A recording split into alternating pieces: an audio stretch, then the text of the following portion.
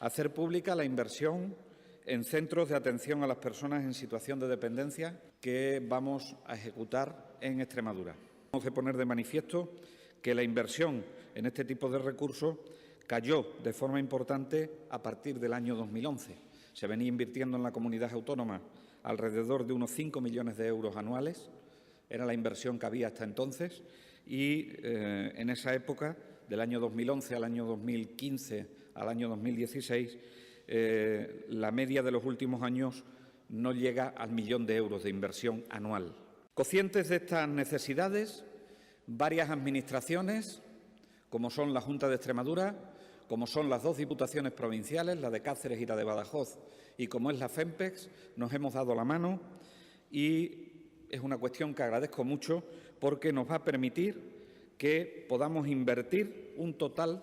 en el periodo 2018-2019 de 15,7 millones de euros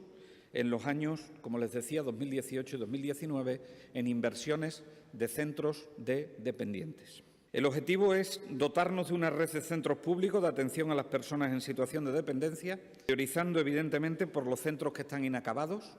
por los centros que se encuentran o que quieren construirse en las zonas donde hay menor cobertura, estas zonas que les decía que había menos de 0,25 plazas por cada 100 mayores de 65 años, o aquellas que con una mínima inversión pueden conseguir abrir ese centro de día o ese centro residencial teniendo un mayor impacto en la atención de estas personas. Esta inversión supondrá, por darle algunas cifras que ilustren lo que supone esta inversión, crear 921 plazas públicas nuevas en Extremadura.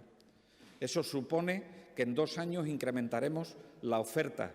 de servicios a estas personas en situación de dependencia en un 18% con respecto a lo que tenemos actualmente. Atención a las personas en situación de dependencia, perfiles de médicos, perfiles de enfermería, perfiles de técnicos de auxiliares de cuidados de enfermería, etcétera.